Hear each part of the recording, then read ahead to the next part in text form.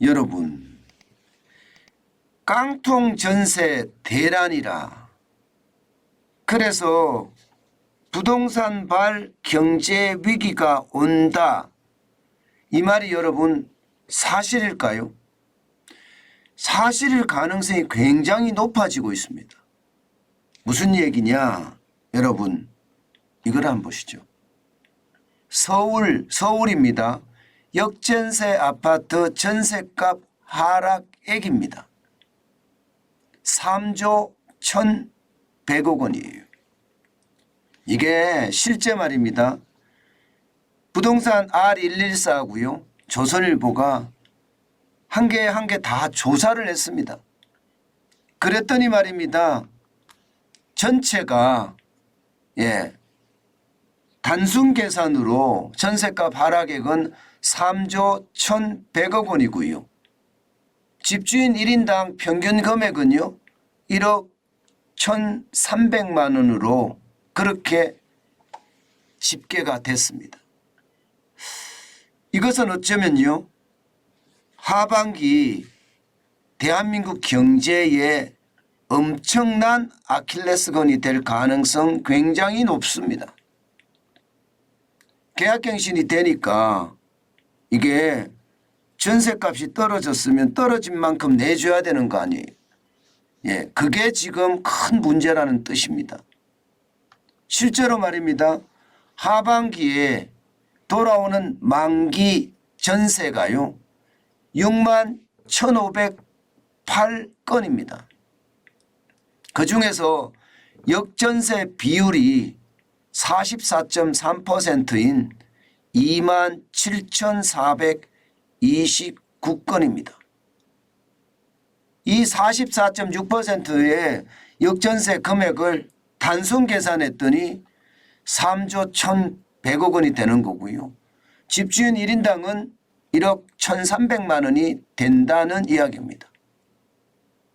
야, 이게 생각보다 엄청나죠. 진짜 생각보다 엄청납니다. 이것은요. 어찌 보면 말입니다. 이 깡통 전세라고 이야기할 수 있는 역전세, 이 역전세가요. 부동산 시장에 큰 회오리가 될 수도 있다는 뜻입니다. 그만큼 말입니다. 상황이 그렇게 녹록지는 않다는 뜻이에요. 실제로 말입니다. 서울 전체적으로 보면 말입니다. 역전세 비율이 가장 많은 곳이 동작구예요. 57.8%고요. 서대문은 53%, 은평구는 52.4%, 관악구까지도 46.5%예요. 지금 상위 10개를 보면요. 평균이 50%가 거의 육박합니다. 이 말은 여러분 지금 서울의 전세값이 이게 계약을 다시 갱신만 하려고 치면 가격이 떨어진다는 이야기. 가격이 떨어진다는 이야기. 가격이 떨어진다는 것은 돈을 내줘야 된다는 뜻이잖아요. 그것도 한두 군데가 아니라 서초 같은 경우는 굉장히 많이 떨어집니다. 2억 58만 원이나 떨어졌고요. 강남도 1억 8,872만 원, 용산은 1억 5,048만 원, 동작도 1억 4,516만 원, 진짜 많이 떨어지죠. 중구까지도 1억 1,418만 원까지 떨어지니까 이거 떨어지는 속도가 굉장히 빠르다 이렇게 이야기합니다. 아마 정부가 그래서요. 이 역전세의 위기가 닥칠지 모르니까 집값이 너무 빨리 떨어지는 것을 막으려고 하는지도 모르겠습니다. 게다가 말입니다. 더 중요한 것은요. 이게 집주인들한테는 대출도 안 해줍니다. 대출도 안 해줘요. 그러면 여러분 집주인 1인당 평균이 1억 1,300만 원의 어떤 역전세 비용이 있는데 이거 어떻게 될까요? 쉽게 말하면 돈을 안 빌려주면요. 싸게라도 팔아야 되는데 싸게라도 또 안 팔리는 게 더 문제라는 거예요. 문제는 여러분 이게 올 하반기만 이렇잖아요. 올 하반기만 3조 1,100억 원이나 되잖아요. 전체가. 이게 전체적으로 하면요. 역전세는요. 엄청나게 늘어날 수도 있다고 저는 생각을 합니다. 왜냐하면 보시다시피 지금 전세 보증금이 금액 자체가 1,058조 3천억 원입니다.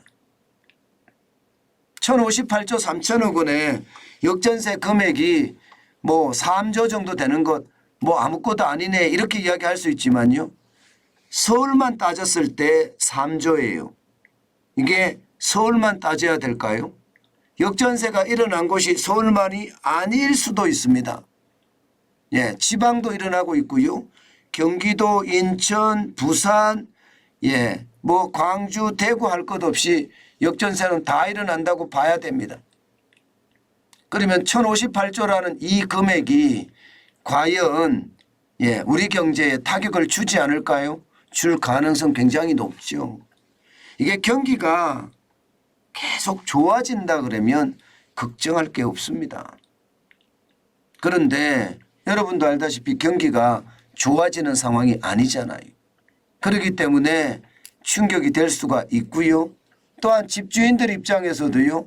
돈을 주고 싶어도 주지 못하는 그런 최악의 상황까지 닥치고 있거든요. 지금 보시다시피 말입니다. 전세 보증금 보정사고 건수 추이를 보면요. 결코 낮지 않습니다. 지금 보시다시피 2020년에는 이게 2015년까지만 하더라도 한 건이 있을까 말까예요. 그러던 것이 문재인 정부 들어와서 엄청나게 늘어났죠.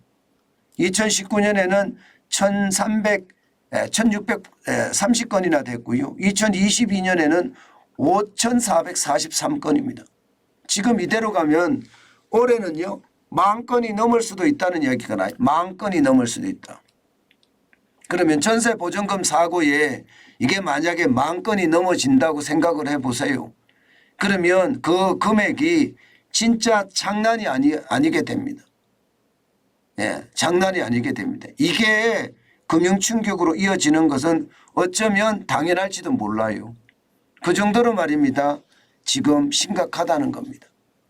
단순하게 계산해서 서울만 계산했을 때도 3조가 넘는 금액인데 이게 전국으로 계산을 하면 또 어떨 것이며 또 집주인 입장에서 집을 팔지 못하는 경우 결국 보정사고가 나는데 이 보정사고가 10,000건까지 늘어나게 되면 그에 대한 충격은 진짜 어마어마해질 겁니다.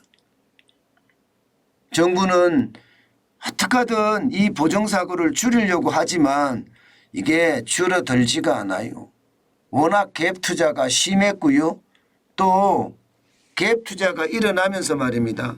임대차 3법이 기름을 부었습니다. 5년 기본적으로 전세가 2년 단위로 계약되던 것을 4년 단위로 바꿨잖아요. 그러는 바람에 전세금이 굉장히 많이 올라갔고요. 집값이 떨어지니까 이것을 감당하기가 만만치 않다는 뜻입니다. 저는 이 상황을 보면서 시장의 불안감이 얼마나 커지는지 아마 여러분들도 느껴질 거라고 생각을 합니다. 정부가 아마 대책이 나올 거라고 저는 보거든요. 왜냐하면 이게 지금 대출에 대해서 DSR 총부채 원리금 상환 비율을 40%로 적용하고 있잖아요. 아마 이 부분을 어떤 식으로든 바꿔야 될 거예요. 예를 들어서 말입니다. 보증금을 반환을 위해서 태거 자금 대출을 받을 경우에는 DSR 40%에서 제외시켜 준다든가 그렇지 않으면 별도의 특례 대출을 만들어서 역전세 충격을 최소화해야 합니다. 만약에 이거 그냥 그대로 가잖아요. 그러면 예상했던 것보다가 더 큰 충격이 올 겁니다. 그 더 큰 충격이 말입니다. 전세 보증금 사고에서 끝나는 것이 아니라 이게 제2금융권으로까지 전이가 될 수 있고요. 제2금융권에서도 또 제1금융권으로 전이가 될 수 있는 부동산발 경제 위기 내지는 금융 위기가 터질 가능성도 있다는 뜻입니다. 제가 여러분들에게 지표를 가지고 설명을 해서 한 번도 그 지표가 어긋난 적이 없습니다.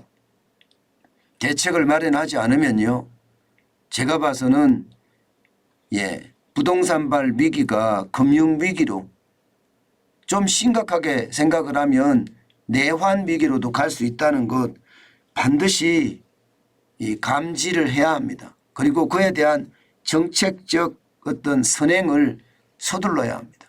그렇지 않고는요, 이게 한꺼번에 하반기에 다가올 대출 만기 연장하고 합쳐지면 이것은 충격이 더 크게 되고요. 여기에다가 경기 침체까지 겹치면요, 가계부채나 자영업자 부채나 기업 부채가 모두 한꺼번에 몰릴 수가 있기 때문에 그 충격의 도는 굉장히 커질 수 있다는 것, 아마 여러분도 익히 짐작을 하실 겁니다.